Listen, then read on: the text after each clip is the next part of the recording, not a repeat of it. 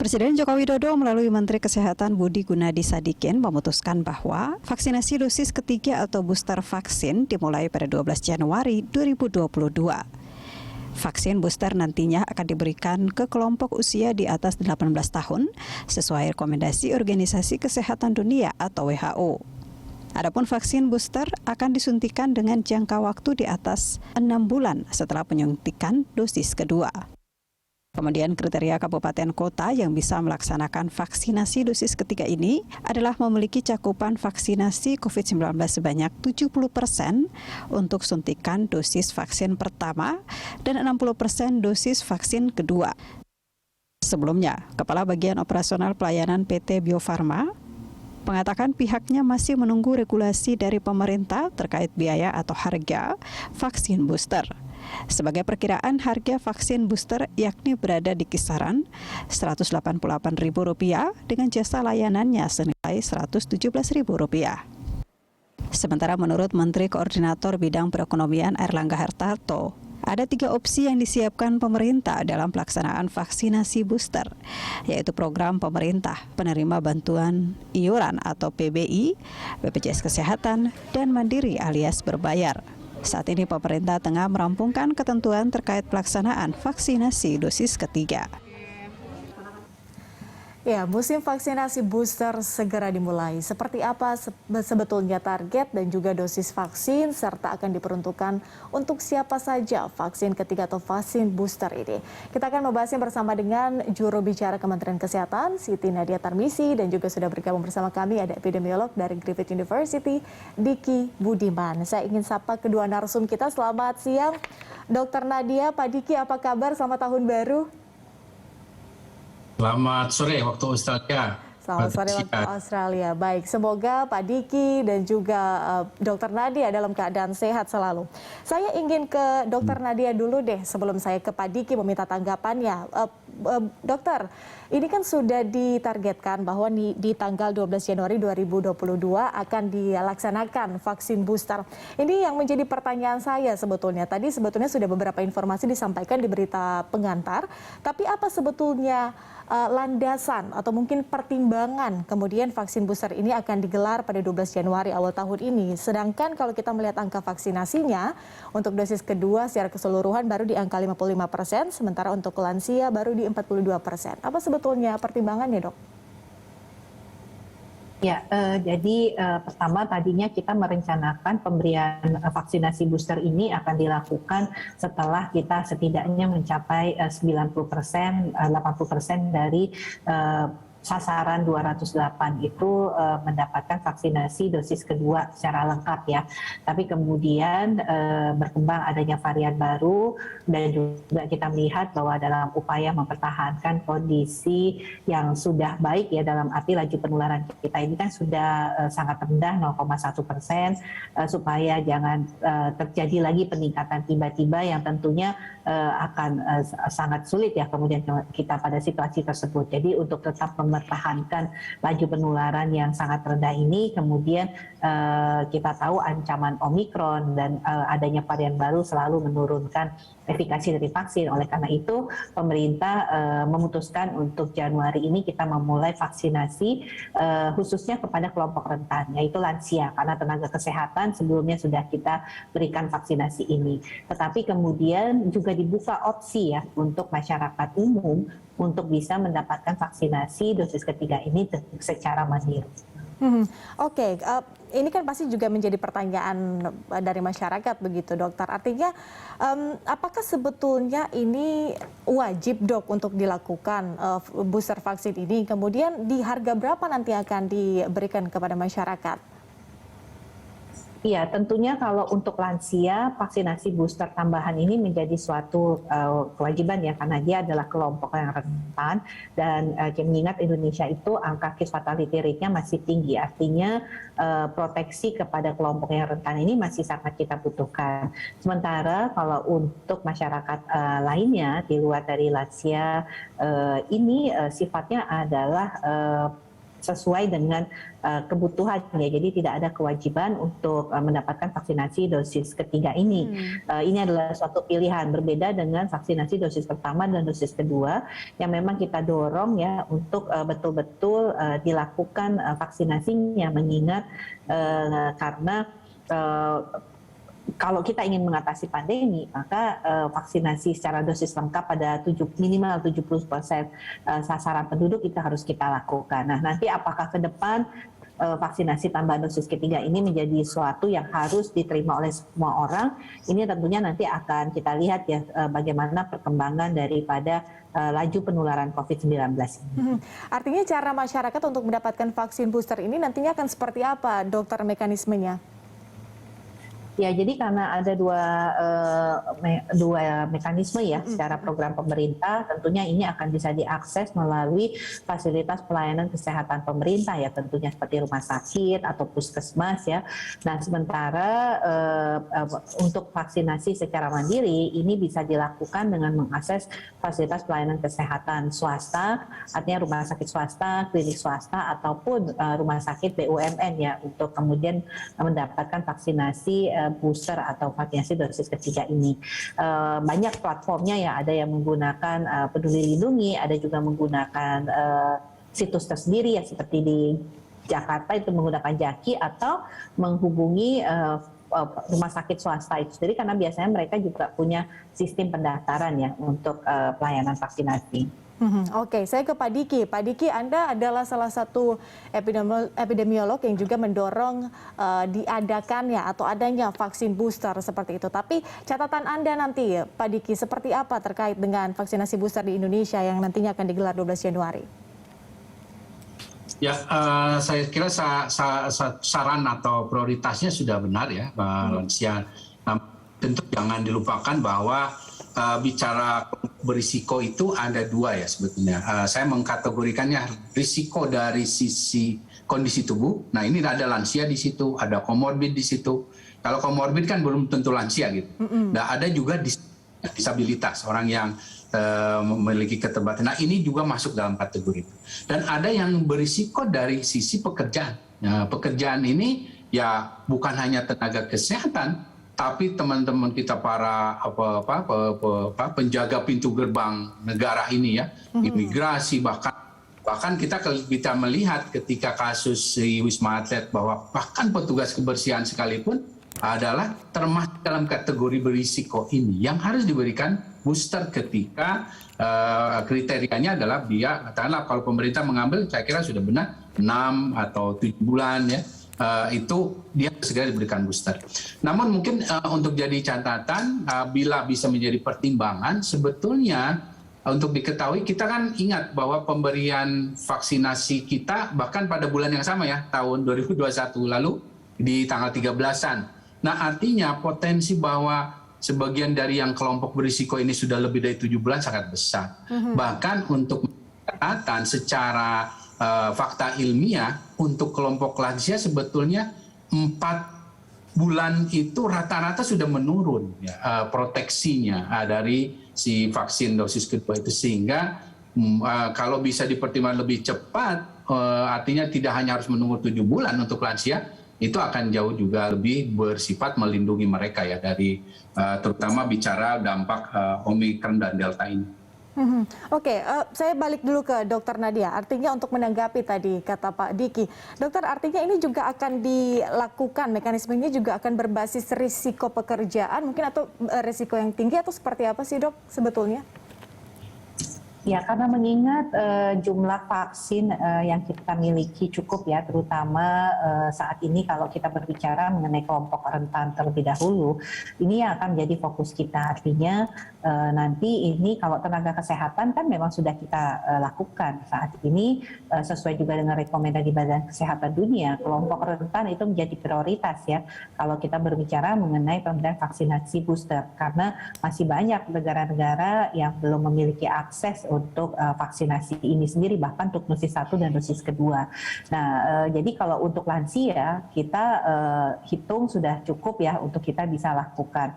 Nah, yang lain untuk masyarakat umum, karena tadi kan sifatnya adalah pilihan ya, Pak Patricia. Jadi artinya kalau kita berbicara mengenai pilihan, ya nanti kebutuhan ini artinya akan dipenuhi oleh para distributor. Dan ingat sebenarnya vaksinasi dosis ketiga relatif berbeda ya dengan vaksinasi dosis 1 dan 2, karena kita tahu ada mekanisme menggunakan jenis vaksin yang sama atau menggunakan jenis vaksin yang berbeda.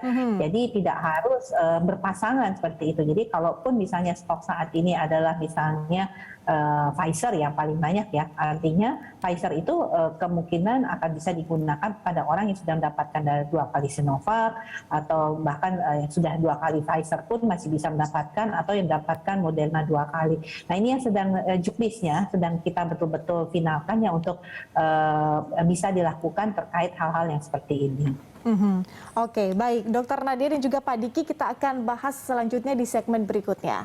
Pemirsa, Pak Diki dulu deh di segmen kedua ini. Pak Diki, tadi kan sudah Anda memberikan catatan begitu ya terkait dengan pemberian vaksin booster nanti di 12 Januari 2022. Tapi kalau dari sisi misalnya syarat, kemudian juga sasaran vaksinasinya, jenis vaksin atau mungkin dosis, ada catatan juga nggak sih Pak Diki? Ya, tadi Dr. Nadia sudah menyinggung ya masalah bahwa ada mix and match dari vaksin. Karena ini saat terakhir ini berkembang, bahkan karena ada salah satu studi yang mengatakan wah 2 kali vaksin Sinovac dengan Pfizer ternyata tidak dikatakan kurang efektif. Tapi itu namanya begini. Jadi ini untuk memberi penyadaran juga bahwa bukan berarti tidak efektif ya. Jadi jangan sampai menganggap bahwa tadi yang katakan kombinasi nanti ada yang dengan Pfizer atau Moderna, bukan berarti tidak efektif. Tapi itu tetap efektif, jauh lebih efektif dibanding tidak di booster. Itu tetapnya. Dan ini yang harus diluruskan, jangan sampai menganggap bahwa kita harus, kalau gitu nggak bisa nih yang Sinovac, atau ada kekhawatiran bagi para penerima Sinovac 2 dosis. Tidak ya, tetap bahwa fakta betul bahwa ada penurunan fungsi proteksi dari Sinovac ini terhadap Omicron, iya. Tapi ketika dia diberikan booster, bahkan dengan Sinovacnya itu sendiri, tetap ada peningkatan. Bahwa itu tentu dibandingkan misalnya Moderna ya 3 kali itu jauh lebih, ya memang. Tapi tetap bicara respon imun ini sangat kompleks, dan arahnya adalah tetap fakta bahwa booster ini menjadi sangat penting. Apapun itu. Dan dalam konteks Indonesia, satu lagi yang juga menjadi pertanyaan adalah, wah Modernanya setengah dosis atau 1 dosis. Punya rujukan ilmiah yang kuat. Nah, untuk diketahui, memang kan Moderna ini dosisnya aja, yang setengah dosis aja jauh lebih tinggi daripada Pfizer yang 1 dosis. Gitu. Nah, sebetulnya mau pemerintah mengambil yang setengah, 1 dosis, masyarakat nggak usah khawatir, dua-duanya tetap efektif. Tapi kalau saya bisa sarankan, kalau bisa pilih yang setengah dosis. Karena apa? Setengah dosis ini sudah terbukti secara ilmiah juga punya proteksi meningkat, ya bahkan setengah dosis ini meningkatnya sekitar 37 kali. Ya. Kalau yang Pfizer itu sekitar di 20-an, ya, 20-an kali.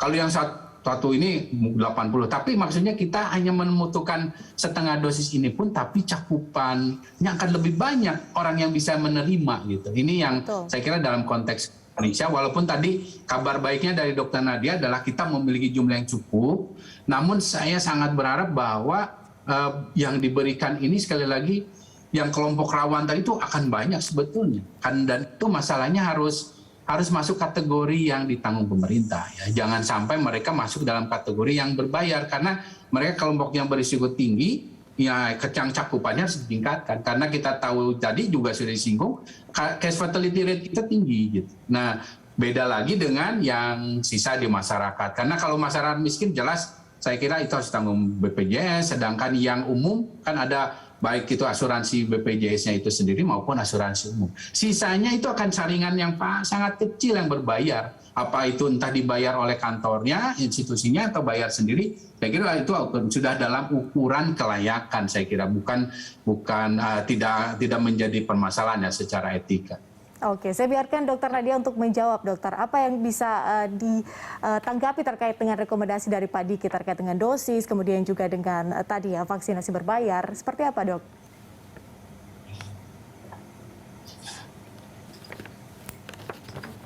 Dokter Nadia? Iya, tentunya yang pertama adalah pemerintah ingin berkonsentrasi. Halo, halo. Iya, silakan, Dok. Ya, jadi tentunya pemerintah ingin berkonsentrasi ya pada upaya untuk mengejar target sasaran vaksinasi dosis pertama dan dosis kedua ya. Jadi karena kita tahu kalau kita lihat saat ini kan masih 22% yang belum mendapatkan vaksinasi dosis 1 dan masih ada 47% yang belum mendapatkan dosis kedua. Ditambah lagi kita masih punya sasaran vaksinasi pada anak usia 6 sampai 11 tahun yang juga harus kita selesaikan ya segera mungkin. Oleh karena itu memang tadi disampaikan bahwa vaksinasi tambahan ini tidak menjadi prioritas utama, tetapi memang artinya pada kelompok-kelompok rentan ini menjadi prioritas utama, sementara yang lain itu adalah menjadi pilihan ya, di tengah juga keterbatasan vaksin dan juga tentunya target yang harus kita kejar ini. Jadi memang kalau mengapa kemudian ada mekanisme berbayar dan mekanisme pemerintah, artinya pemerintah akan memprioritaskan lebih dahulu pada kelompok-kelompok yang rentan tadi. Tetapi pemerintah tidak juga menutup kemungkinan untuk masyarakat lain yang memang sudah ingin mendapatkan vaksinasi booster ketiga itu mengakses layanan vaksinasi. Makanya mekanisme mandiri ini kita lakukan. Nah, mengenai dosis, rentang waktu ya sesuai yang disampaikan Pak Diki, tentunya kami dari sisi pelaksana ini akan menyerahkan ya terutama kepada Komnas ITAGI, Ikatan Dokter Indonesia, Perhimpunan Dokter Penyakit Dalam, Perhimpunan Dokter Paru untuk membahas secara teknis pelaksanaannya. Bahkan kemarin Pak Diki ya sepertinya Moderna itu hanya cukup setengah dosis malahan ya kalau untuk vaksinasi booster ini, padahal kalau vaksinasi lengkap dia kan seperti kita klaim 0,5 ml untuk kita suntikan. Jadi memang mengapa kemudian kita masih membutuhkan waktu ya untuk pelaksanaan vaksinasi booster ini, karena memang kajiannya memang belum betul-betul selesai ya Pak Diki ya, karena itu perlu dibahas lebih lanjut terkait tadi penggunaan, apakah menggunakan vaksin yang sama, vaksin berbeda, berapa rentang waktunya, kemudian tadi dosisnya seperti apa. Oke, dokter, artinya saya ingin konfirmasi, artinya tidak mengganggu stok vaksin untuk dosis 1 dan 2 ya dok ya? Iya, kalau stok vaksin untuk dosis 1, dosis kedua itu tidak mengganggu. Kalau saat ini saja kita punya kurang lebih stok vaksin 60-70 juta.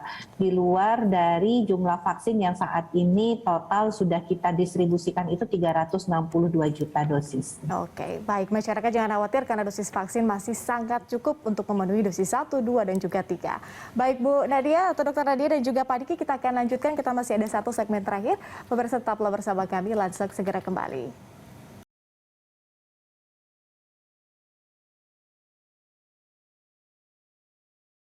Dokter Nadia, kita lanjutkan. Saya ingin ke Pak Diki terlebih dahulu di segmen terakhir ini. Pak Diki, berbicara soal tingkat vaksinasi begitu ya. Kalau kita berkaca atau mungkin belajar di Inggris yang tingkat vaksinasinya bisa dikatakan cukup tinggi, tapi kemudian akhirnya juga terjadi kenaikan kasus seperti itu.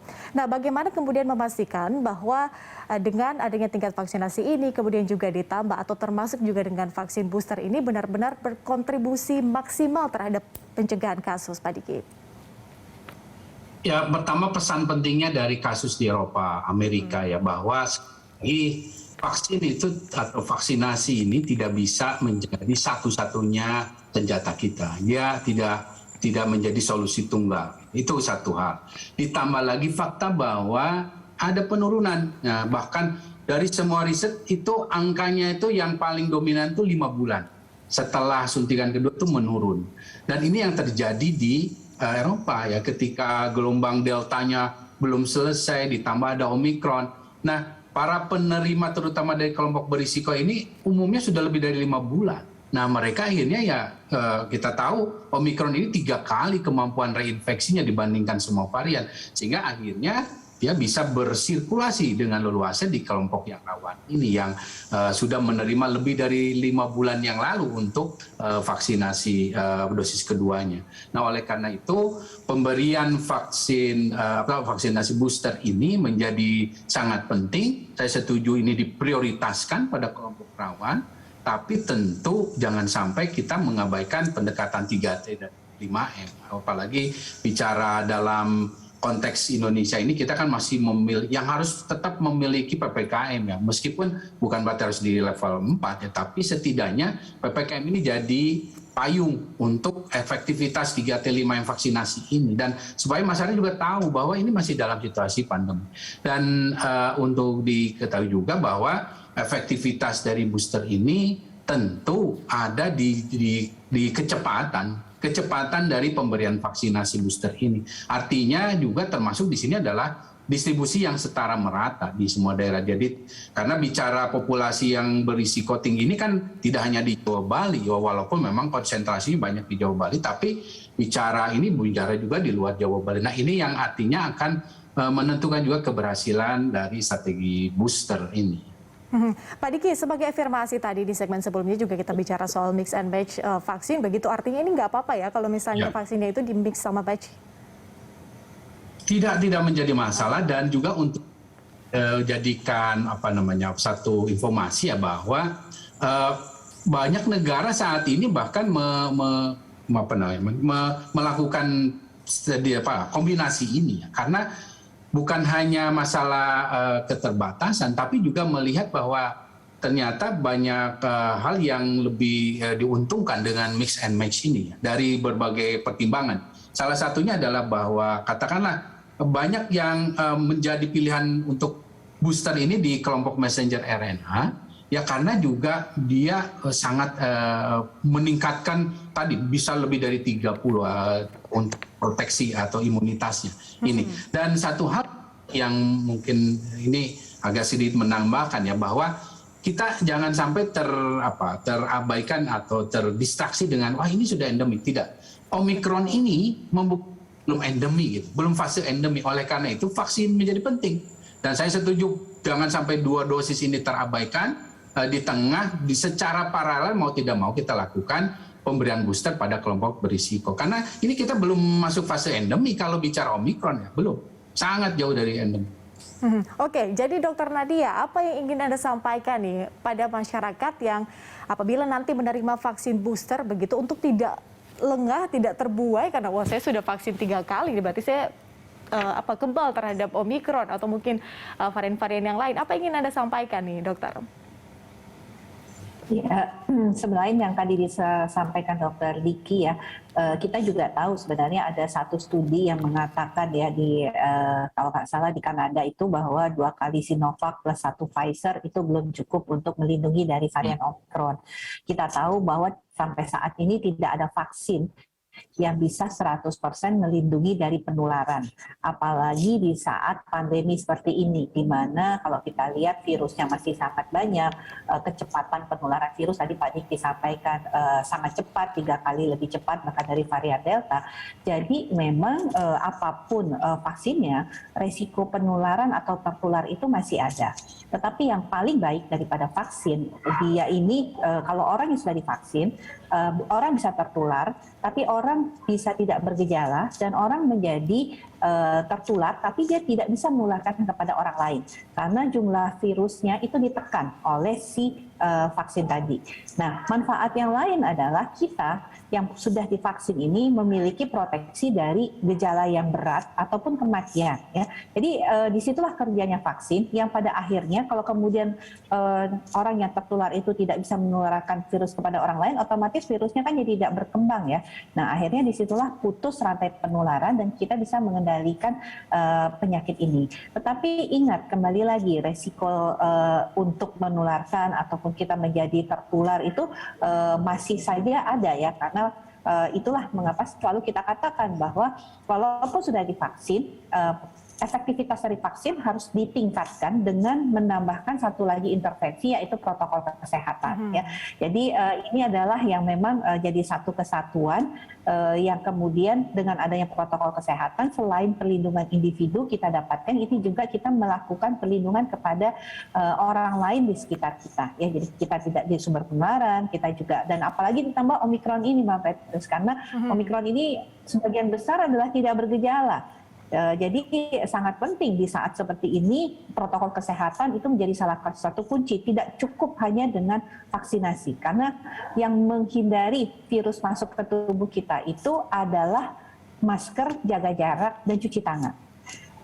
Tapi kalau sudah virusnya di dalam, yang bekerja melawan itu adalah vaksin tadi. Jadi ya kalau tentunya kita harus menjaga ya, jangan sampai lebih hulu lagi, jangan sampai nunggu virusnya masuk baru kita lawan. Kalau bisa dicegah untuk masuk ke tubuh kita. Kalaupun masuk sudah ada kemudian prajurit yang akan melawannya. Jadi bukan cuma soal melindungi diri, tapi juga melindungi orang-orang di sekitar kita ya, Dok ya. Jadi jangan apa ya namanya, jangan egois gitu ya, Dok ya, kalau cuma pikir diri sendiri. Oke. Dokter, jadi ini terakhir di tahun 2022 ini, Dokter, kan ini sudah ada targetnya lah seperti itu. Kalau di tahun 2022 ini targetnya seperti apa, Dokter? Dosis 1, dosis 2 maupun juga vaksin booster?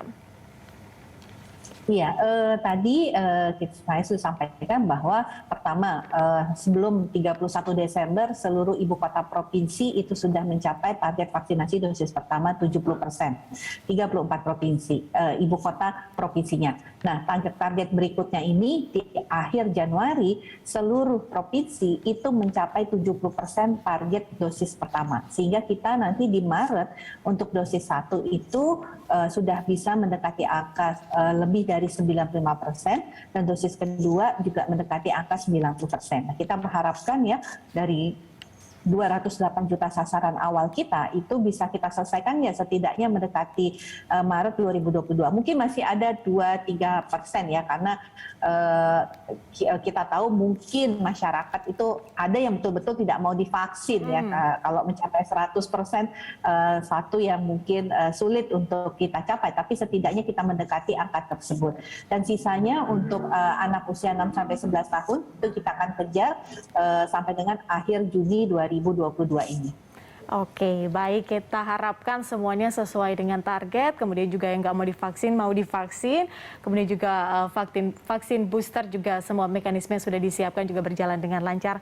Terima kasih banyak Dr. Nadia, Pak Diki sudah bergabung bersama kami di Lunch Talk. Kita berjumpa di lain kesempatan, salam sehat. Salam sehat.